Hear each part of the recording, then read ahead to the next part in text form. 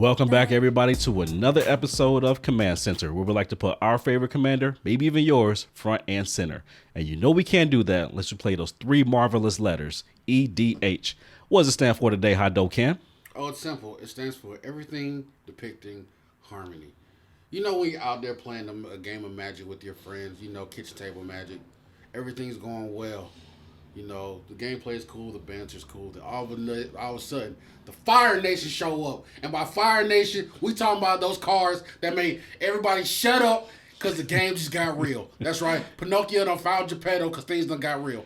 All right? But before we go down this line, let's give a shout out to our Patreon. That's right. We always want to shout out a new patron when they join the Mana Squad. And today we are shouting out user JILM. I can't even pronounce that. Jilm? Or Hilm. Thanks for shouting out random assortment of letters and numbers. And since you shouted us out, how about we shout out your commander, you know, for being one of our patrons? So funny thing is, Jilms doesn't have a commander deck yet, but it's in progress. Okay. It's in progress. Says that he wants to create a zombie swamp walk with Nijitsu deck. So blue-black commander. Blue-black, maybe throw some green in there. I'm suggesting Tatsunari, the new Toad Master, Toad Rider. You can have the best of all the worlds in that one. So you got your Ninjutsu, got your Swamp Walk, got your Infect if you want to, or do whatever you want to. Do sky's the limit. I say you do Modrotha so you can keep casting your spells. Maybe some Scarab God. You get some zombies and you can get the giant things that throw in your graveyard to reanimate that you ninjutsu out. Yeah. Who says that the Command Center does not help the patrons and the fans out there? People say that? Yeah, in the Reddits that I don't go to. Oh. I think we're on Reddit. How about we talk about today's topic? But anyway, back to the scheduled programming. That's right. You sitting there, you playing your Magic. Mm-hmm. You minding your own business. It's just a regular Friday night. You don't put 3 lands in the plate. All of a sudden, boom, somebody plays something that done change the whole thing. The air get quiet. The temperature drops 3 degrees. And all of a sudden, stuff has gotten real. Yeah. So we're going to talk about cards that make us feel like that the Fire Nation has arrived. The Fire Nation just pulled up. Yeah. Souls' Comet is on the way. It's getting that real. Yeah. So let me kick this off first. Go for it. Whenever I'm playing the game, you know, I like to have fun. Mm-hmm. And then somebody brings out an Atali. Now let me explain what Atali is. It's a spicy meatball. Atali is a punk that wishes it was a dragon. That's right. It's a dinosaur. His mama was a gecko. I said it. Whenever somebody plays Atali, that's when you know stuff. Like, everybody's got to start negotiating. Hey, man, we all got something to deal with this. Let me explain what Atali does. When it swings, when it turns sideways, like the punk it is, it gets to take a card from everybody's library and cast it without paying its mana cost. The top card. The top card. Yeah. You know how infuriating that is? Because I play a lot of heat in my deck, so now I'm starting to sweat because you might get something spicy. Yeah, I definitely understand that. It's always like, what is on the top of my deck? I don't want to see that come against me. Dear God. I never prayed for a land so hard in my life. And then if he has haste, What kind of monster would play Atali? that's not the point. That's not the point. The point is the card sucks when you play it. All right, what about you, Derek? So the first one I want to go with is actually one of my favorite commanders, but stuff gets real quiet when it comes out, and it's Grevin, the Gravy Man. Ooh, the Predator. The Predator.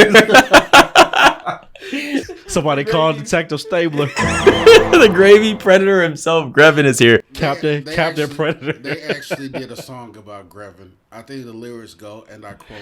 No, actually, it's a poem that came out. It says, "I don't fight, I don't argue. I just hit that B with a bottle." I forgot the young poet. That's actually his flavor text. Exactly. Yeah. That's the flavor text. Was it a group of them? Were they the East Side Boys? I think there was something like that. The boys from the East Side. Oh, yo, they were friends with Shakespeare. Yeah, I got you. Anytime this card comes out, like, you got to start negotiating because it's like, okay, where's that going? He got menace, don't he? Who's he? Yeah, he's a menace. Who's he swinging at? He's got menace. Not only that, but you know whoever's playing Grevin doesn't care about their own safety because they're paying so much life. So you know they're reckless. So you got to worry even more. They don't care about their safety, your safety, nothing. Yeah, hide your kids, hide your wife. Yeah. The Predator's on the loose. Exactly. It's like, come on, man. You just being reckless over there. Like, you're gonna sacrifice that. And I know you have a Tainted Strike in your deck. Oh, always. When I play Grevin, I just put I tape a tainted strike to my forearm just so I have it ready to go at all times. Probably shouldn't say that on air. What about you, Sid? What you got down there? Man, I have so many on my list, but I gotta go with the very first one that I think makes it to the top, and that's gotta be Consecrated Sphinx. Consecrated Sphinx says that every time you draw a card, I draw two. And that gets bad pretty fast. Like one turn cycle will go around. This person's already drawn like 6 to 8 cards. And they just have a whole goblet full of goodies over there in their hand that they're going to have to pitch later on. But, you know, they're like, I have so many to choose from on my turn when it starts. And I'm just like, y'all are just really going to let Consecrated Sphinx just sit on the battlefield. That's right. Y'all just going to let Kyle have a Consecrated Sphinx and not do nothing. Y'all just going to sit there and let this man keep drawing cards. And then, but we got to hit Kid first. This Kid is a threat. I ain't even got no creatures. All my lands is tapped. What is we doing? Did you still win that game? No. Well, I think I did. To be fair, your lands are tapped because you put your lands down. That's true. Yeah. So we can't tell if they're tapped or not. Sorry. I gotta tell y'all this. If y'all tap y'all lands and then turn it upside down, it taps for extra mana. 1.5 mana. Exactly. Yeah, sure. Pro tip. All right, go. That's what the hybrid mana are. Half a mana. So whenever I'm playing cards, playing Magic, and somebody actually did this, and they didn't even say anything. They just cast it and put it on the board. And I looked over, and there was a Mind's Dilation, and I was like, Ooh. Who raised you? like, who, what, who raised you to do something like that? Like, what village did you hail have from? A mother. I'm sensing a theme, Ken. You don't like people playing with your cards. I don't like people with my refrigerator. I built this deck so I can play it, not you. That has been a constant since day one on the show. He does not like people going to his refrigerator. I'm just saying, man. Ask for the mustard, I'll give it to you. Yeah, I'll explain to the people what. Mind's Dilation says that whenever an opponent casts a spell, the first spell, you get to cast it the top of the library for free. I don't like people in my refrigerator. All right, go get you got your own cards. Won't you play those? But yeah, somebody put it on the table and just looked around like nobody would notice. Like nobody's gonna recognize the fart in the elevator. Like, get out of here. Right, what about you? I think I need to put Mind's Dilation back into my Villainous Wall deck. Is what it sounds like. My next card is Quiet as Spike, but more friendly. I guess a colloquial term for it is Coitus Spike. Because you're getting blanked in the blank. Look, I didn't curse. Look at that. I didn't cuss. Look, that's a first for me. I'm getting F in the A. There you go. They're not even taking you out to dinner. My big thing is like TY and they being played at the back. Oh no. You had to know, whoever designed this card, what you were doing. Yeah. When you named it Quiet as Spike, made it look like there's only one place this thing's getting shoved. And made the effect of what it is, because it's got death touch, and whenever a quick creature deals combat damage, it halves the person's life. Mm-hmm. It is draining the life out of whoever you hit it with. When this hits, everyone at the table is getting real quiet because they don't want it coming at them, and they know that if it does, it's got death touch. So the very best you can do is kill one of your own creatures, but more likely that Coitus Spike is coming for you, and this makes everybody get so. I've never heard a Magic table so quiet as when this card hits the table. Quiet Spike. Look at that. We just made some science there. What about the creature that does it when it comes in? It takes like a third or half your life. You know what? You can tell. I've said this before, and I'm gonna say it again. These people that Wizards need to be P-tested. Okay, because some of these cards, I'm like, look, you had to be on some sort of medication to come up with this concept. Well, go ahead. Yeah, you're talking about the Orc Wizard Pirate. Make sure it's up there. That sentence alone. Yeah. That sentence alone should have made them go pee in the cup. Okay? What you got said? guys, just wait. I got an idea for you. What if it's an orc that used to be a wizard and then becomes a pirate?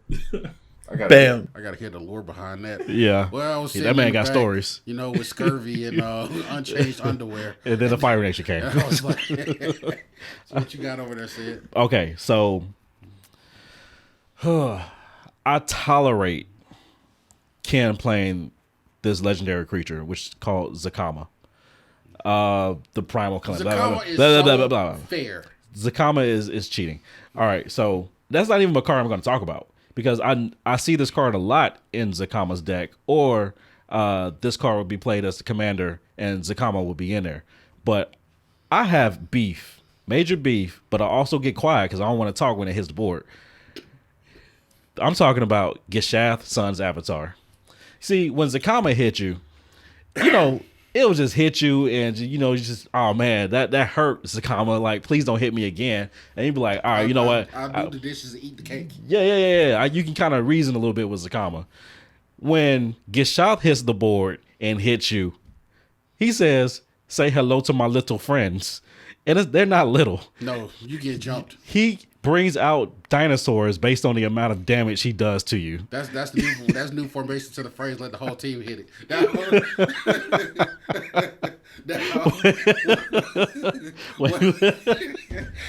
What kills me is that people will see Get Shaft on the board and do absolutely nothing to stop it. Nothing. It's just a creature. It's a dinosaur, Dick.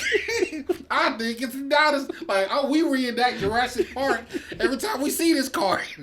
Hold on to your butts. You okay, Dick? I'm gonna make it. I'm myself.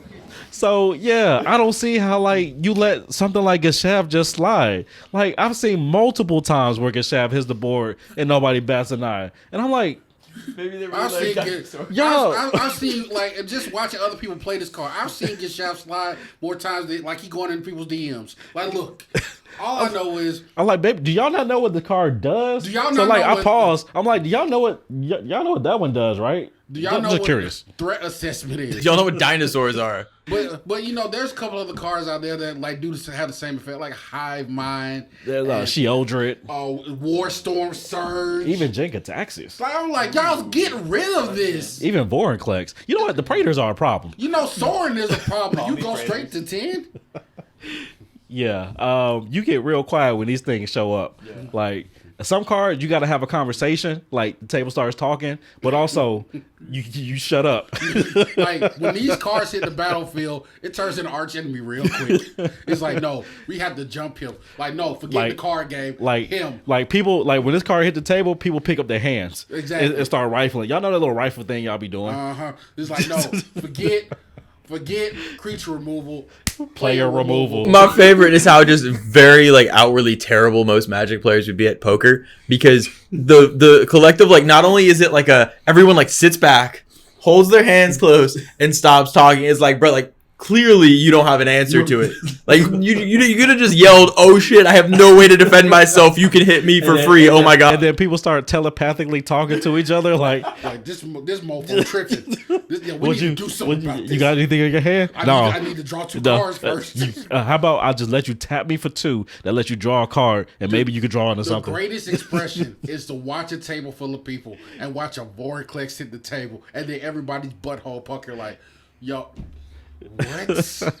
But maybe there's some cards out there that everything's cool, and they are literally the Fire Nation of the Magic world. Yeah. But won't you put it down in the chat below? And if any of these cards that we mentioned, and you are a heathen, and you want to purchase them, go down to our affiliate link at the bottom. So should I even act? Yeah, we gotta tell the people where to get them.